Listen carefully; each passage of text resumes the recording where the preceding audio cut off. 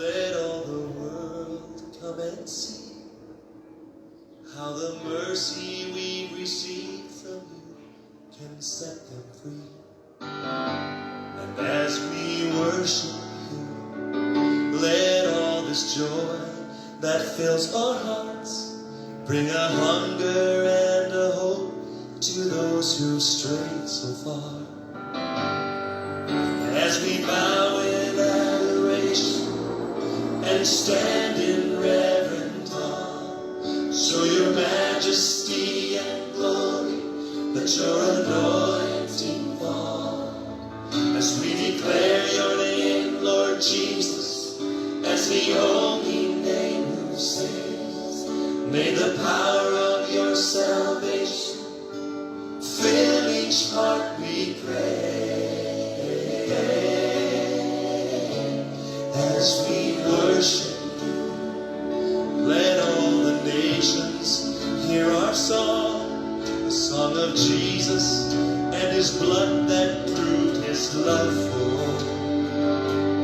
As we worship you, may all the lost and broken come.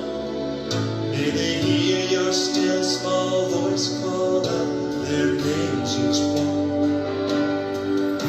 As we bow in adoration and stand in reverent awe, show your majesty and glory, let your anointing fall. As we declare your name, Lord Jesus, as the only name who saves, may the power of your salvation fill each heart, we pray.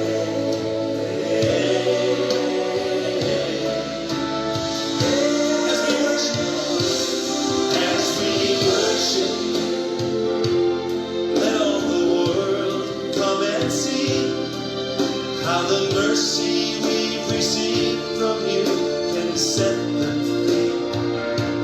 And as we worship you, let all this joy that fills our hearts bring a hunger and a hope to those who strayed so far.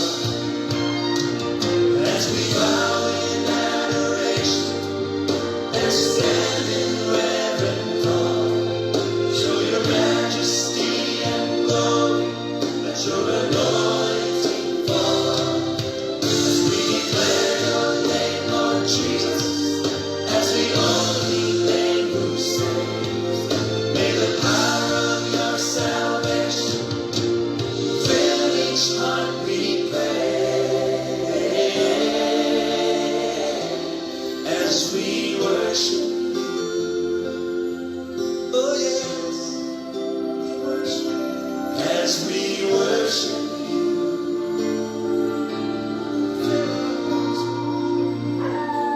as we worship you, we lift our hands and we worship you, Lord. As we worship you, sweet Lord.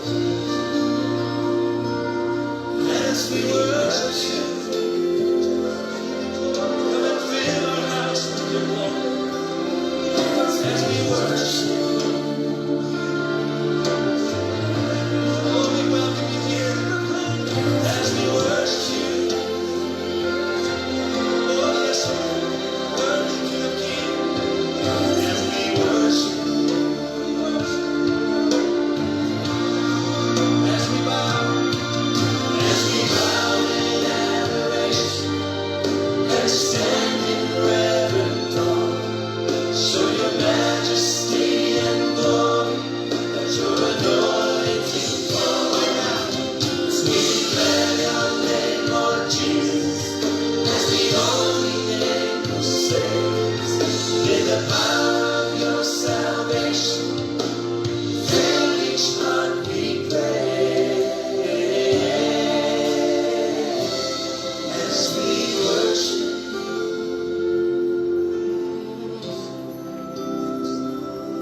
as we worship you,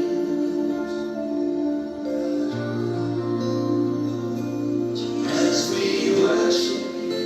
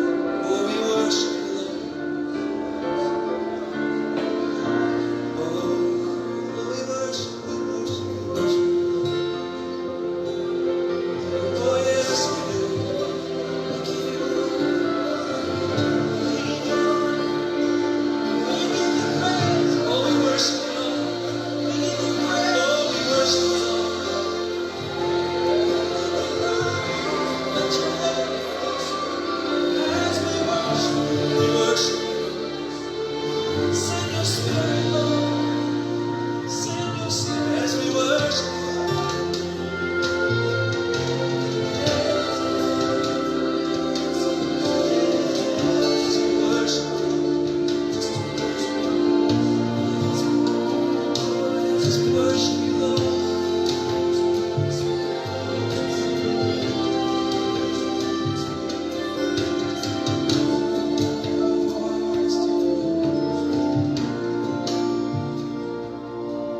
As we worship,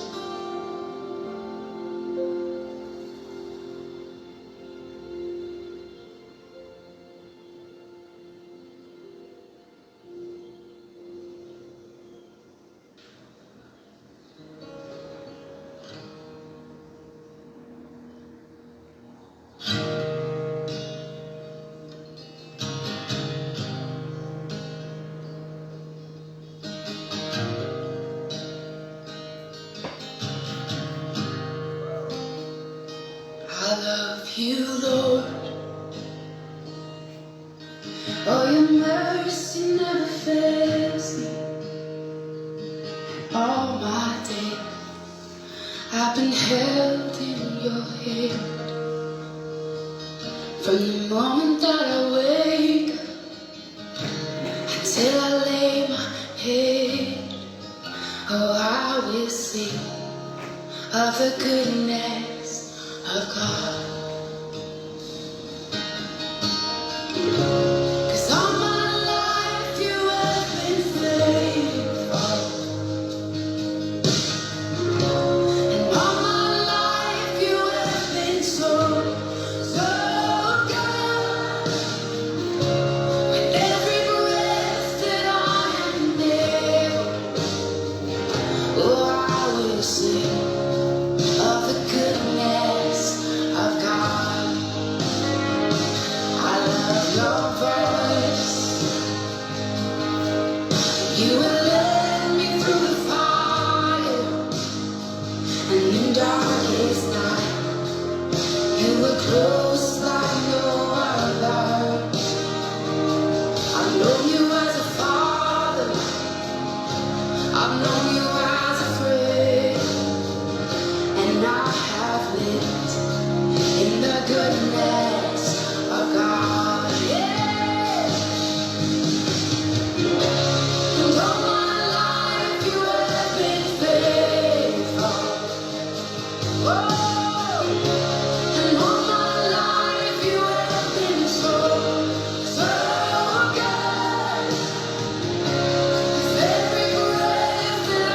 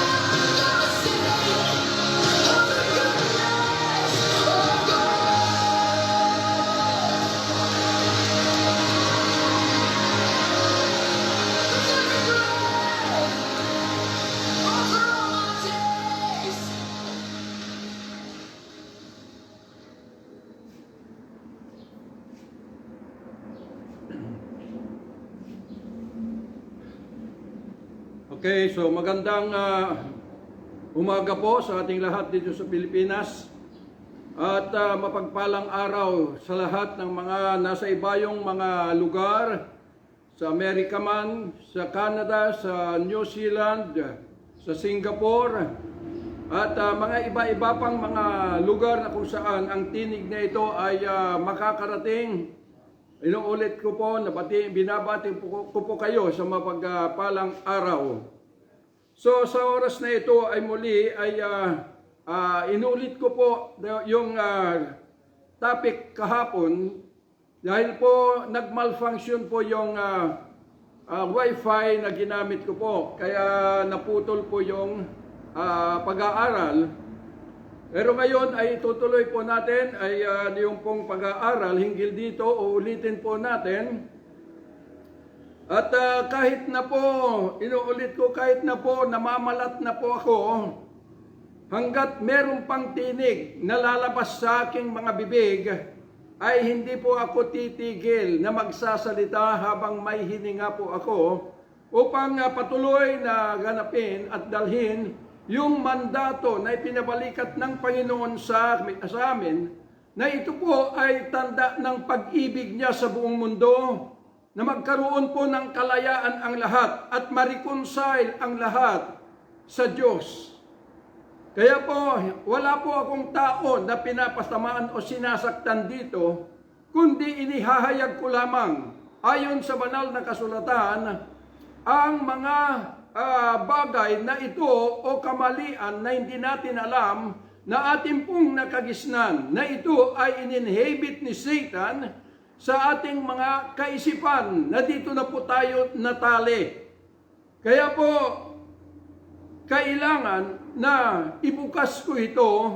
Alam ko na hindi po madali, ngunit ito ay isang bagay na pagsasakripisyo na kung anuman ang magiging resulta sa mga taong nakarikarinig nito ay masasabi ko lamang po ay kailangan usigin ninyo at bumalik kayo doon sa scripture at upang maunawaan po ninyo. Kaya maraming salamat po at ihanda natin ang ating mga kaisipan. Hayaan natin na ito'y mapasailalim sa pag-ahari ng ating mga puso upang maunawaan natin ang lubos na katotohanan, dahil ang puso lamang ang siyang may kapangyarihan sa buhay ng tao na maunawaan ang mga bagay na nasa sa Diyos. Kung wala kang puso or spirit that came from God, hindi po natin mauunawaan, because yung sabi ni Pablo that only ang nakakaalam sa Diyos ay ang Espiritu na nanggaling sa Kanya. At hindi natin, sabi niya, tinanggap ang Espiritu ng mundo, kundi ang Espiritu ng Diyos, upang malaman po natin ang lahat ng mga gusto niyang ipakita at iparating sa atin. Kaya po, kung may Biblia po tayo, ay makipagbukas po kayo sa Ephesians chapter 2, verse 14. Umpisahan ko sa 12 hanggang 16. That at the time you were without Christ, being aliens from the commonwealth of Israel, and strangers from the covenant of promise, having no hope and without God in the world. But now in Christ Jesus, you who sometimes were far off are made nigh by the blood of Christ. For He is our peace, who has made both one, and has broken down the middle wall of partition between us, having abolished in His flesh the enmity, even the law of commandments contained in ordinances, for to make in Himself of twain one new man, so making peace, and that He might reconcile both unto God in one body by the cross, having slain the enmity thereby. Father, we thank you for this day, O God, that you have give us the opportunity to gather together, O God Almighty, through this online, Lord God Almighty, that we may be able to set ourselves together as one into thy holy presence, O God, that we may be able to receive instruction from you in order, Lord God Almighty, that as we continue our journey here on planet Earth, Lord God, we will be able to stand into thy and to cleave into thy holy presence all day long up to eternity. Thank you so much for the presence of all your heavenly hosts, Lord God, na pinamumunuan ng Angel Michael, Angel Gabriel, at higit sa lahat, your holy presence, O God, at bukas na pintuan ng kalangitan, allowing us to continue to abide into your holy presence, Lord God Almighty, as one together. Father, we thank you. In Jesus' mighty name we pray. Amen and amen. So ito po yung topic natin sa araw na ito ay concerning the reality of the cross of Christ. So bakit po natin kailangan maunawaan ito? Dahil nasasayang po yung mga bagay na ito ay kapakipaginabang sa buhay ng tao hinggil sa katotohanan sa cross ng Panginoong Hesus dahil sa kawalan ng kaalaman hinggil sa katotohanan. Kaya po natin ibinubukas ito, hindi upang saktan ang mga tao, kundi imulat ang lahat doon sa katotohanan para magkaroon po tayo ng tamang desisyon sa buhay. Na kung bakit kinakailangan, dahil nais ko pong muling ipaalam sa inyo na sa mundong ito ay meron pong 3 kingdom na naghahari. Na una, isa, the kingdom of Satan na nag-operates through the law of the flesh, na siya yung naging author ng religious churches. Siya po yung may author, the doctrine of Satan. At yung pangalawa is the kingdom of men that operates through the law of the mind. Na ito po yung traditional church na pawang mga karunungan at pangunawa ng tao ang nagagamit. At ang pangatlo ay yung living church or the kingdom of God that operates through the law of the Spirit. Na ito yung, He is the author of the living church. Pagka sinabing living church, it is a living organism. Hindi po building, kundi tao. Na ito ay nakapasok at kabahagi yung katuparan ng layunin ng cross of Christ. So, nais ko pong umpisahan ito sa pamamagitan ng mga bagay na pagpuna sa mga bagay na nagagawa at nakagisnan natin lahat. Pati ako dito po ako nagising. Na sa akala ko yung pagpunta ng Panginoong Hesus ay lahat ng ginagawa namin bilang nasa aglipayan noon ay tama. Kasi yun yung narinig doon sa mga ninuno. Yun yung mga ipinangaral at kinamulatan ng aming mga buhay. Kaya po, nasabi ko na pagdating ng November ay andito na yung nakagisnan natin na kinakailangan pumunta tayo sa sementeryo upang pasyalan yung ating mga mahal sa buhay at upang magtirik ng kandila, magdala ng mga pagkain, iaalay, at tatawag ng pare at ipapanalangin yung ating mga mahal sa buhay. Yun yung nakagisnan po natin. Pero in the light of the Bible, sinasabi po ng Panginoon,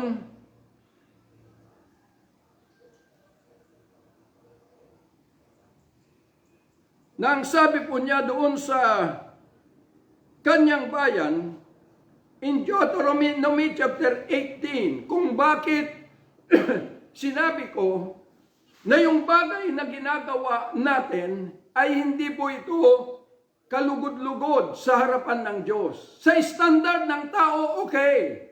Dahil kung ano yung naiisip mo, nagagawin mo, nakala mo ikabubuti mo o mabuting bagay, ay ginagawa natin. Pero hindi tayo aware concerning doon sa kalooban ng Diyos. Puro kalooban lamang ng tao ang alam natin na isakatuparan. Sabi po rito, there shall not be found among you anyone that maketh his son or his daughter to pass through the fire, or that use divination, or an observer of times, or an enchanter, or a witch, or a charmer, or a consulter with familiar spirit, or a wizard, or a necromancer.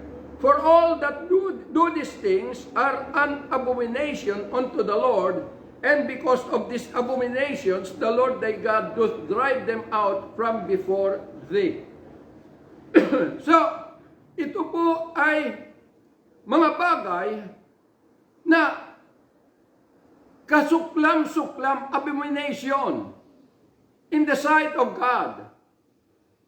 Na ang sabi niya rito, there shall not be found among you a consulter with familiar spirit or a witch. Ano ba yung familiar spirit? Alam niyo po, kung pupunta po tayo doon sa sementeryo at sabi dadalawin ang ating mahal sa buhay, alam niyo, wala na po doon yung kaluluwa. Yung katawan na nailibing doon ay naging lupa na. Kabahagi na ng mundo na kung saan ay dito kinuha ng Diyos yung katawan para ito yung magiging tahanan ng kaluluwa at ang espiritu galing sa Diyos sana.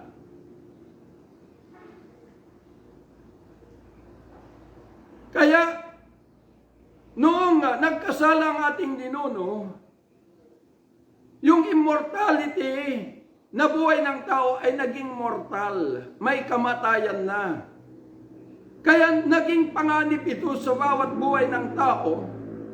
Dahil doon sa nakagisnan nating buhay, kapag namatay ka na physically, sa impyerno ka na pupunta. Sabi ng Hebrew chapter 9 verse 27, minsan lang sabi niya binigyan tayo ng Diyos ng karapatan mabuhay sa daigdig na ito pagkatapos paghuhukom. So ibig pong sabihin na kapag ikaw ay namatay na physically, yun na yung araw na kung saan hinatulan mo ang iyong sarili. Bakit? Dahil nasa sa atin po ang pagpipili.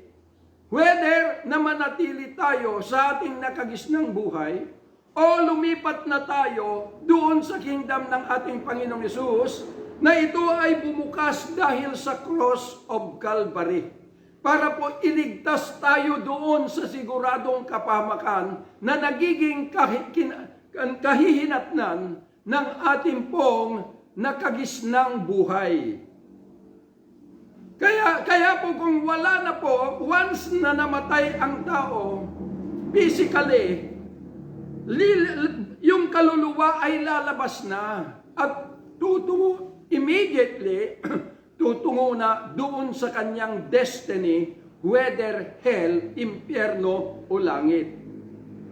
Kaya tayo po yung hahatol sa ating mga sarili. Kaya nga sinasabi ko ito, para meron tayong panuntunan sa ating mga desisyon sa buhay. So ibig sabihin, kung ang ating mga kaluluwa ay lumabas na sa katawan, ano pa yung kaluluwa na nandun sa simenteryo? Ang sabi ng banal na kasulatan, there shall not be found among you anyone that consulter with familiar spirits.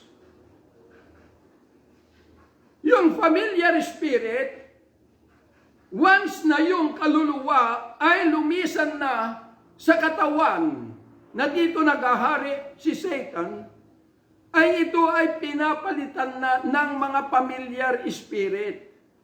Familiar spirit ay sila yung tumatayo na nagpapanggap na sila, na yun yung mga kaluluwa ng mga nangamatay. Kaya familiar. Kaya nga kung nakita mo yung mukha ng lulo mo nagpakita sa iyo, sasabihin mo, "Uy, si lulo." Pero hindi po siya yung kaluluwa na yun, kundi yun yung mga familiar spirit. Mga espiritu ng mundong ito na mga alipores ni Satan. Kaya ayaw ng Diyos na ito ay makikipag-consult tayo sa mga patay dahil ang tinatangkilik natin na hindi natin alam ay hindi po yung kaluluwa ng ating mga mahal sa buhay, kundi mga demonyo na ito'y nagpanggap na nanduroon yung kaluluwa ng ating mahal sa buhay. Kaya nga karumal-dumal, dahil ang tinatangkilik na ng tao ay yung mga espiritu na hindi mo kilala.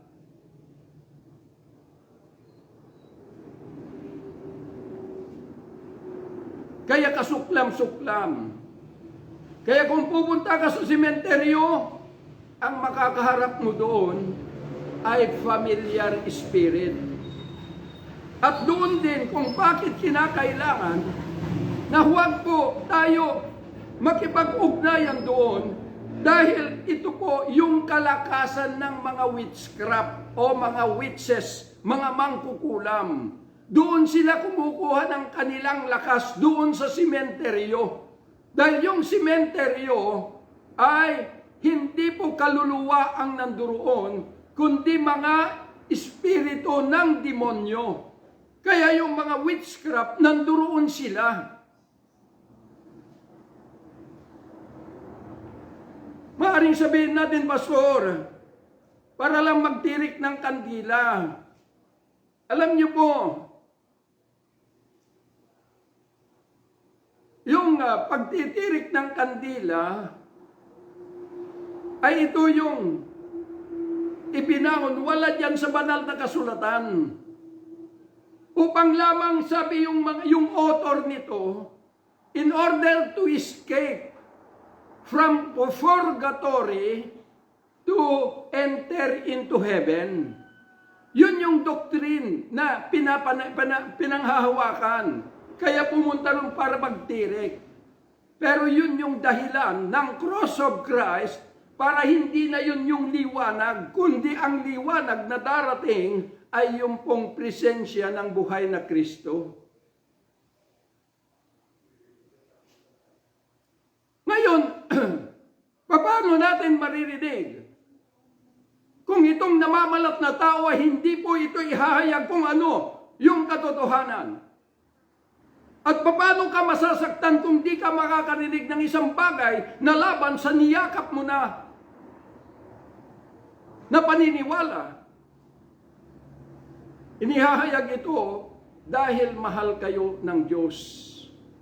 At ayaw niya na mapunta tayo sa impyerno. At salamat sa Diyos dahil ako po ay ang magulang ko noon ay nagadasal din ng mga patay. At namulat din ako doon. Pero salamat sa Diyos dahil natagpuan ko po ang buhay na Kristo na siyang nagbigay sa akin ng liwanag ng landas. Natahakin ko dito sa daigdig upang patuloy na imulat ang mga tao sa katotohanan. Kaya nga hindi ko kayo sinasaktan, kundi iminumulat lamang doon sa nakagisnan. Pero dahil doon sa kalikasan ng ating pagkatao, na ito'y umalipin sa ating mga kaisipan, the lust of the flesh, the lust of the eyes, and pride of life, hindi natin matanggap kapag merong umaatake o nahahayag laban sa ating paniniwala.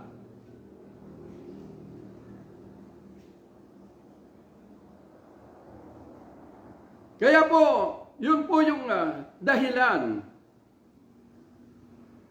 Religious church na doktrina ni Satanas.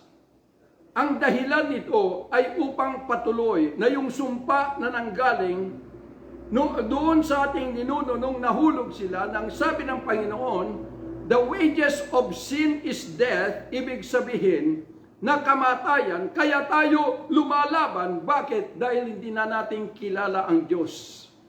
Kundi tayo po ay buhay man tayo physically, pero hindi na tayo naiiba sa mga nasa libingan na.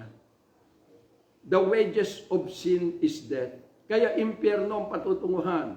Mabuti nga, buhay ka pa at naririnig mo ito. At may pagkakataon ka pa para baguhin ang landas ng iyong destiny.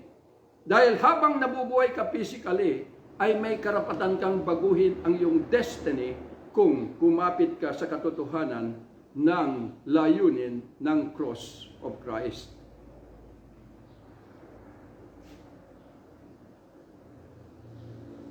Kaya makikita natin, mga minamahal na mga kapatid,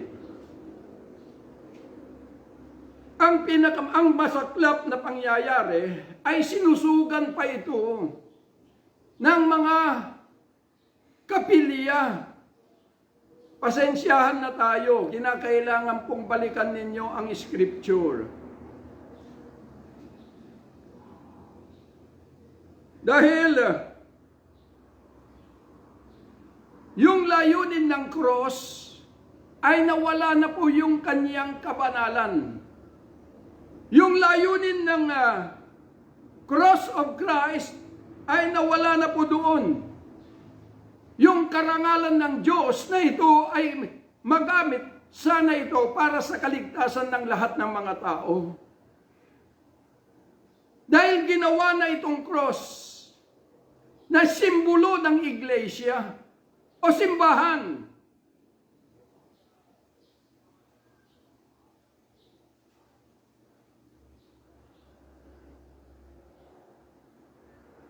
Hindi po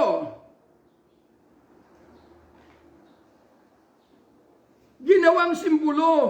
Ang church po ay hindi yung building. Dahil ang sabi po nila na kapag may cross ang isang building, yun po ay maralaman ng mga tao na yun ay simbahan.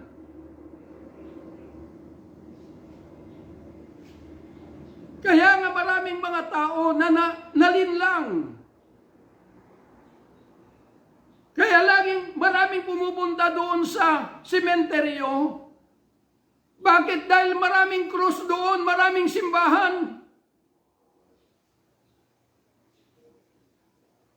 Dahil ang cross of Christ ay hindi po nag-iwan ng kasaysayan dito, kundi nag-iwan po ng katuparan sa bawat buhay ng tao na ito'y visible na nakikita.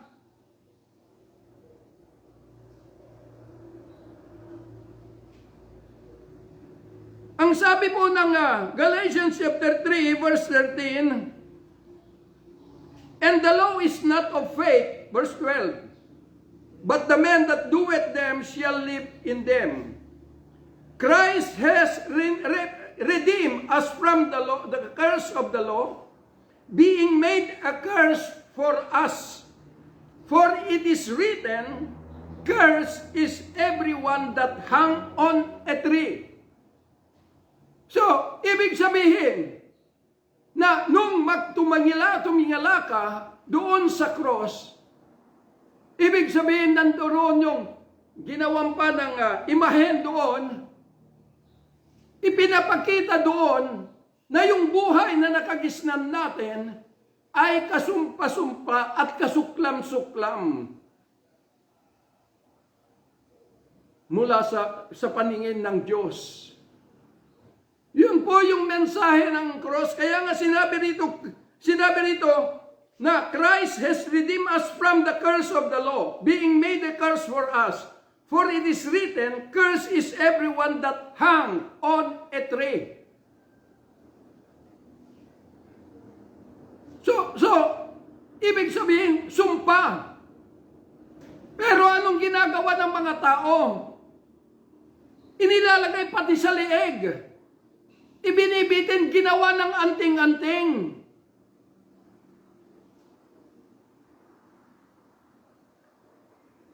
Kaya it's sad to say na yun na rin yung nakagisnan na kapag may namatay, lalagyan ng cross yung nitso. Ibig pong sabihin kung ayun yung simbolo at ipinapahayag ng cross ay sumpa, ibig sabihin inilalagay mo na yung namatay doon ay nasa sumpa.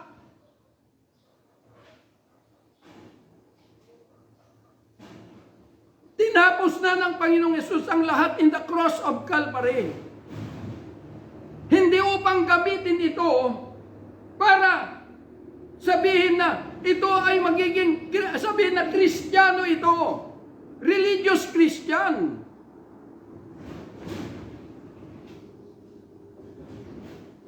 Kaya po yung mga simbahan, mga kapilya, na meron pong mga simbolo ng cross, mag-isip-isip na po kayo. Alisin nyo na dahil yun po ay nagpapahayag na ang lahat ng mga dumadalo sa loob ay nasa sumpa. Dahil ang gusto ng Diyos na makita ay na magiging cross sa kanyang paningin ay yung katuparan ng kanyang ginawa in the cross of Calvary ay masisilayan niya sa bawat buhay ng lahat ng mga tao.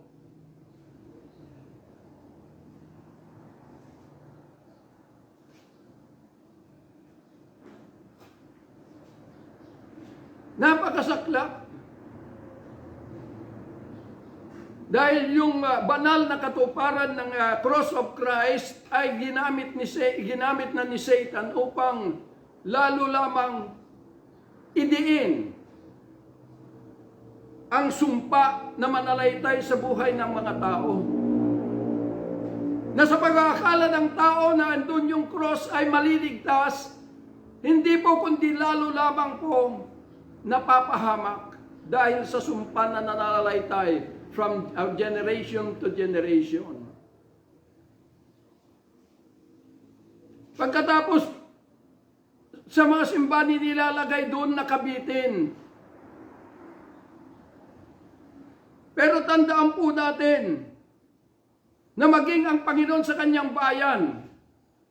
Di ba, marami kang makikita, may mga krusipiho, andon yung lamina ni Jesus Christ kuno, pero hindi, bakit yung lamina doon?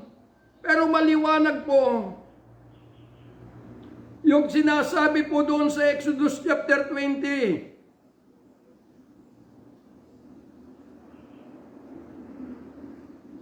Nang sabi po ng Diyos sa kanilang bayan, and God spake all these words, saying, I am the Lord thy God, which have brought thee out of the land of Egypt, out of the house of bondage. Thou shalt have no other gods before me.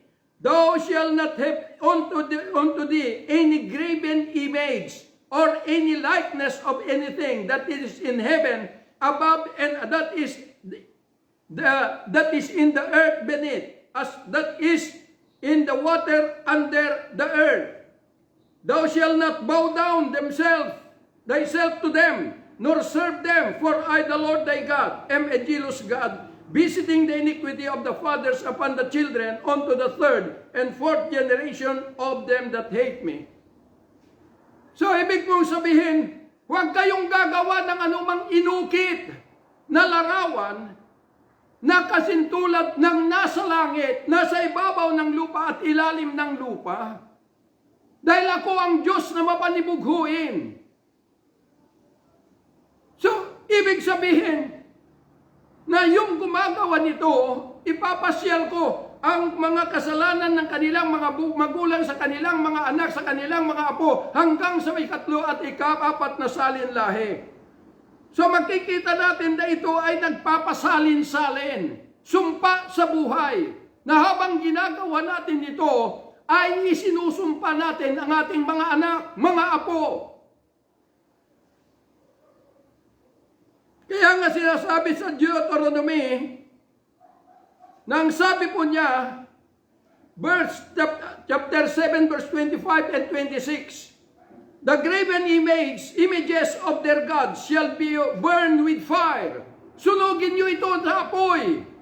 Thou shalt not desire the silver or gold that is on them, nor take it unto thee, lest thou be snared therein. For it is an abomination to the Lord thy God.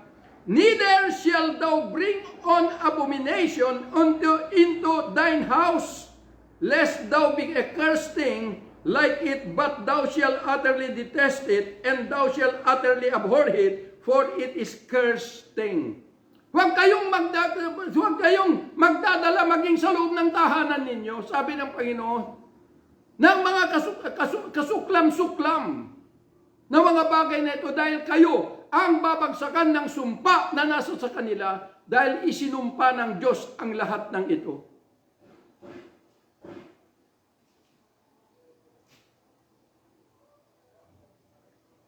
Kaya maliwanag po, ito ay ibinubukas upang makita po natin yung kaibahan ng katotohanan ng cross of Christ. Maging sa lahat ng mga kapilya. Kailangan tayo po ay magising na sa katotohanan na ito. Dahil ang tunay na layunin of the cross of Christ ay ito yung sinasabi ni Pablo sa Ephesians, nang sabi niya, for He is our peace, who has made both one, and has broken down the middle wall of partition between us, having abolished in His flesh the enmity, even the law of commandments contained in ordinances, for to make in Himself of twain one new man, so making peace, and that He might reconcile both unto God in one body by the cross, having slain the enmity thereby.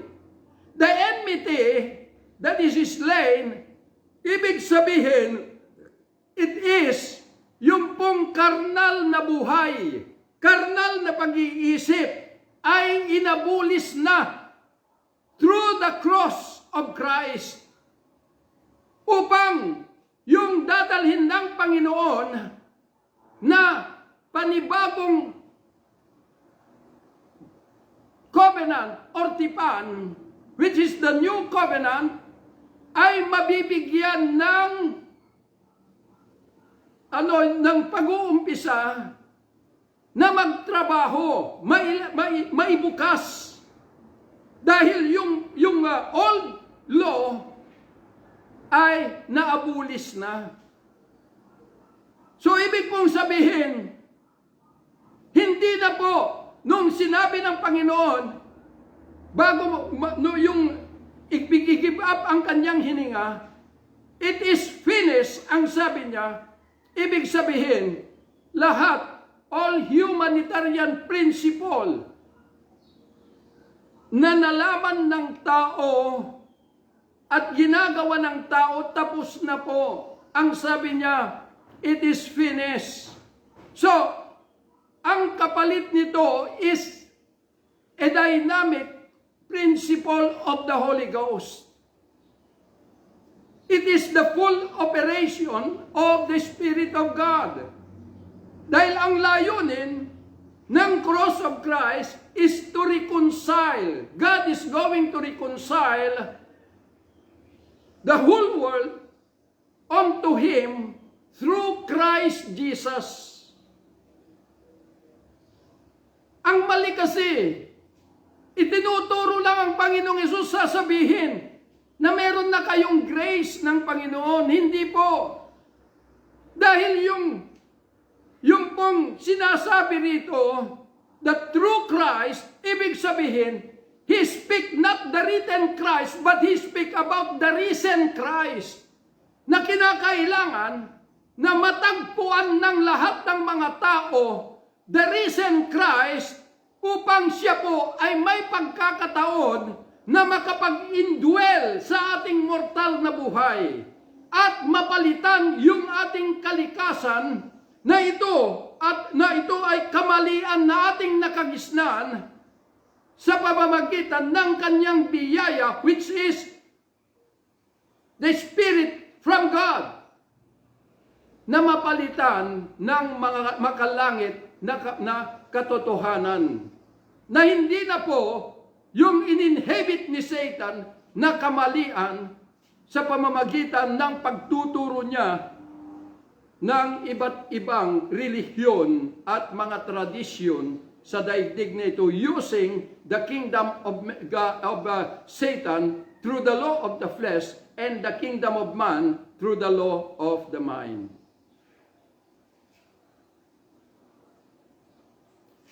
Yun po yung layunin. Kaya makikita po ninyo, anong sabi ng Panginoon doon sa John chapter 17, verse 19, na bago siya pupunta in the cross of Calvary in his mission, ay nag-report na sa Ama, John chapter 17, na ang sabi po ng Panginoon sa Ama, and for their sake, I sanctify myself that they also might be sanctified through the truth. Neither pray I that for this alone, but for them also which shall believe on me through their words, that they all may be one as thou, Father, art in me, and I in thee, that they also may be one in us, that the world may believe that thou hast sent me. So ito yung heartbeat ng Panginoon, na mapag-isa niya ang buong mundo. Ibig sabihin, kung lahat ng mga tao ay na-reconcile sa Kanya, then everyone, all of this na-reconcile sa Kanya, will also be reconciled as one together. Kaya kung titingnan natin ang daming nananalangin na mga kapilya, mga papastors, at mga iba pang mga Christian na denominations, na ang panalangin, Panginoon, pagkaisain mo kami, hallelujah. Paano ba pag-isa ng Diyos? Nakabatay kayo sa inyong mga religion, sa inyong mga organization. Na ang sabi ng Panginoon sa kanyang bayan, it is better for Sodom in the day of judgment rather than you, sabi niya sa kanyang bayan. Dahil kung itong Sodoma ay nalaman nila yung batas na nalaman ninyo, siguradong nakatayo sila ngayon. But sila ay natulan because of their ignorance. At tayo naman, alam natin, binabasa natin ang banal na kasulatan. Ang tanong na uunawaan ba natin? Bakit hanggang ngayon ay hindi maalis-alis ang pader ng mga organisasyon?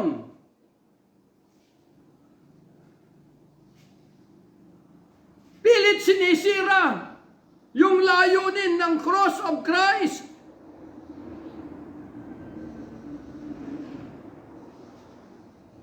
Kaya nga sabi ni Pablo, Philippians chapter 3, Brethren, be followers together of me and mark them which walk so as you have us for an example. For many walk of whom I have told you often, and now tell you even weeping that they are the enemies of the cross of Christ, whose end is destruction, whose God is their belly, and whose glory is in their shame, who mind earthly things. So, ibig pong sabihin na nakita ni Pablo ito.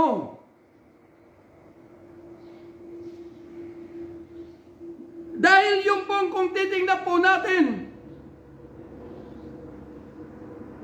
yung bago pumunta ang Panginoong Hesus in the cross, ay ito yung kanyang hiniling sa Ama, na ang magiging resulta ng kanyang misyon ay lahat ay maging isa, even them who believe on His name through their word. Maging isa. So, ibig pong sabihin, kung ang Panginoong Hesus, the risen Christ, ay nakapag-intron sa iyo at natanggap mo the grace of God, which is His Spirit, ay automatically na lahat ng mga nakatanggap, they are one together. Hindi na kailangan sabihin, pag-isahin mo kami, Panginoon. Yun po yung tunay na layunin, the cross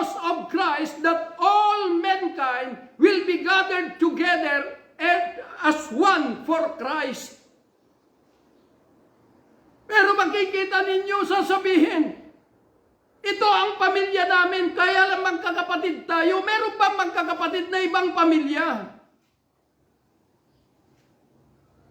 Magkagarap ang mga kapilya, nag-aaway-away.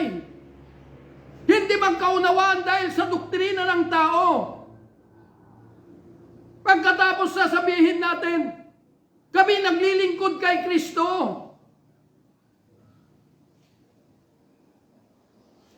Hindi po. Mali po yun. Sa tao tayo naglilingkod sa ganun sitwasyon. Pero kinakasihan ni Satan ito dahil lahat ng mga miyembro na nasa ilalim ng kapamahalaan ng tao, kung saan pupunta yung pastor, siya rin ang pupuntahan ng mga miyembro. Kung impyerno, impyerno. Pero tandaan po natin ang sabi ng banal na kasulatan na dito po ay pinalaya tayo after he slain the enmity thereby.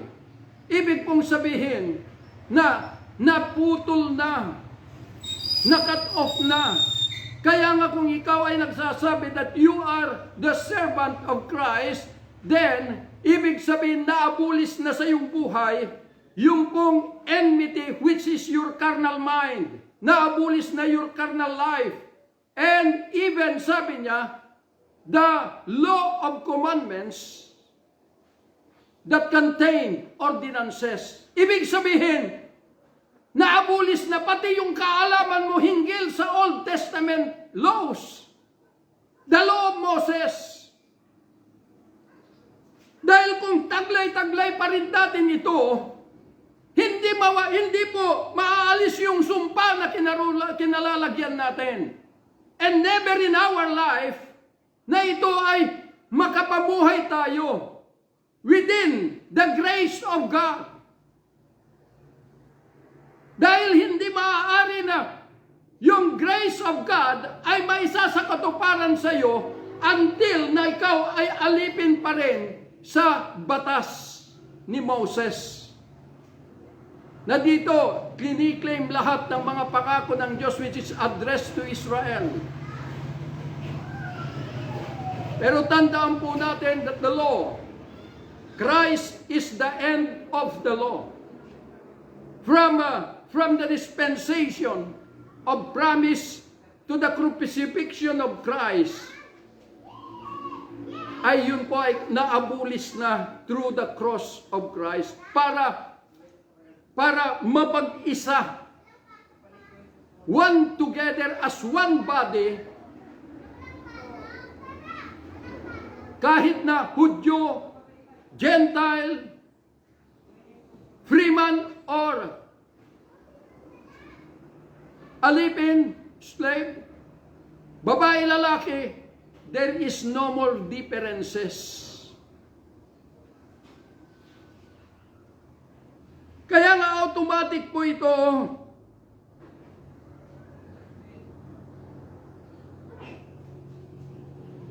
na makikilala at malalaman na ng mga tao na hindi na magkakaiba-iba sa mga doktrina o pangunawa hinggil sa kasulatan.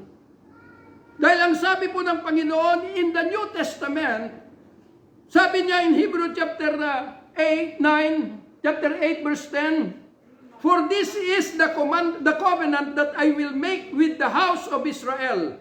After those days, says the Lord, I will put my laws into their mind, and write them in their hearts, and I will be to them a God, and they shall be to me a people, and they shall not teach every man his neighbor and every man his brother, saying, know the Lord, for all shall know me, from the least to the greatest. Bakit? Dahil yun yung layunin ng cross of God of Christ, na ito ay may parating na sa atin, sa lahat ng mga tao na susuko sa Kanya, the grace of God. Bakit? Dahil ang sabi po ni Pablo, ulitin ko, 1 Corinthians chapter 2, na ang sabi niya na ang tao ang nakakakilala lamang sa kanya ay yung espiritu na nasa kanya. Yung nasa tao. Kaya nga maraming bumabatikos sa katotohanan because they do not have the Spirit of God. They only have the spirit of this world.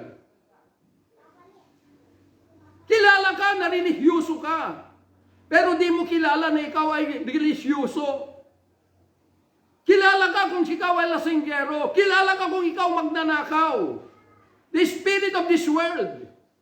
Dahil sila yung nagmamanipulate sa buhay mo, sa kaisipan mo. Pero ang sabi ni Pablo, gayon din sa Diyos, ang nakakakilala lamang sa Kanya ay yung espiritu na nasa sa Kanya.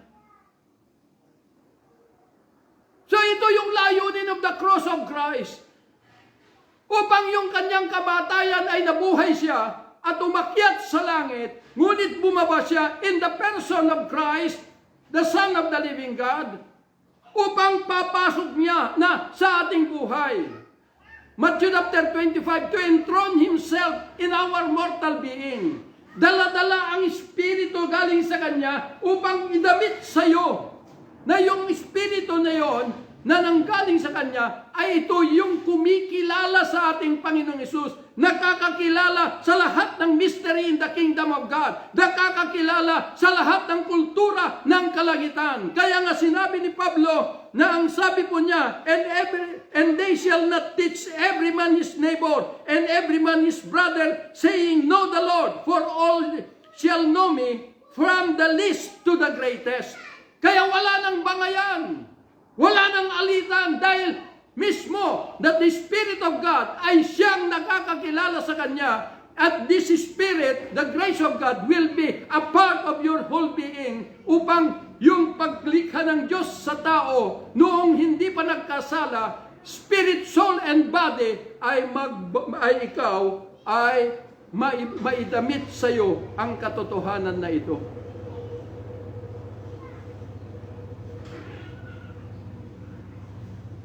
Kaya makikita po ninyo ang dami-daming mga panukala. Pero di ninyo alam, unaware kayo, upang meron lamang kayo mabigkas, uunawain nyo, babasahin nyo ang Biblia at batikusin kung ano yung katotohanan. Dahil ang katotohanan hindi doon lamang sa nasusulat.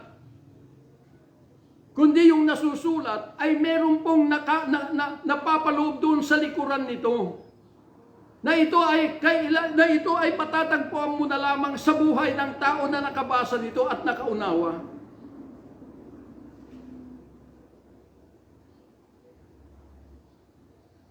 Kung patalinuhan, parunungan, ang ipinunta ng Diyos dito, hindi na ako maglilingkod.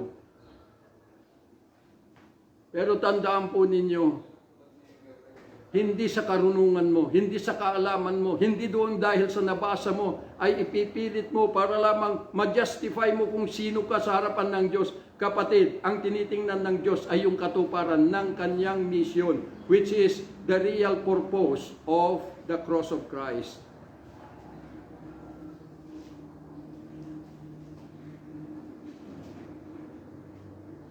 Kaya po bago tayo bumatikos sa mga bagay na nakakasakit sa atin, isipin nyo muna. Tingnan nyo muna ang mga sarili ninyo. Are you really a spiritual man or you are still a carnal mind? Ito yung purpose para lahat tayo sa pamamagitan ng cross of Calvary, binuksan ng Panginoon ang pintuan para lahat ay makakapasok in order that everyone ay magkaroon ng panibagong, yung bagong pag-uumpisa ng consciousness of the Spirit. Bakit? Dahil once na pumasok ka sa buhay ni Kristo, then the consciousness of your flesh is already crucified. Yun yung kinusified. Yun yung mga standard ng tao. na ipinipilit na tama sila pero mali.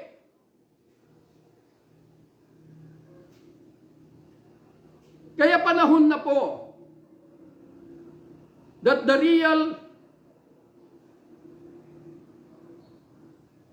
reality of the cross of Christ is to reconcile to God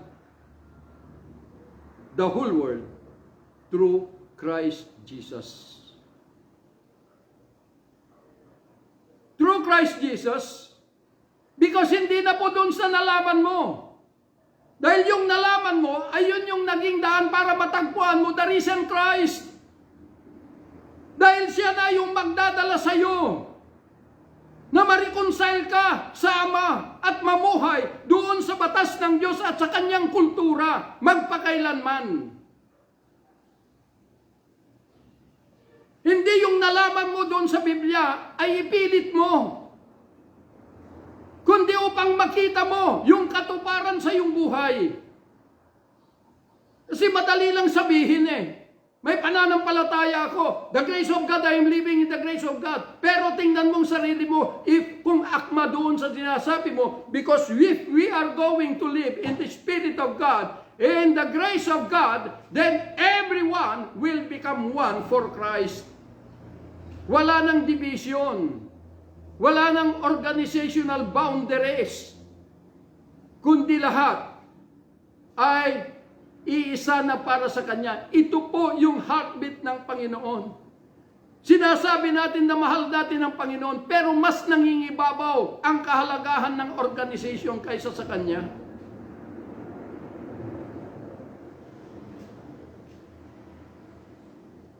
At inuulit ko po, the cross of Christ ay hindi po ito na nanduroon at ginawa ng Panginoon upang mag-iwan ng kasaysayan sa tao. Hindi po. Kundi mag-iwan ng katuparan.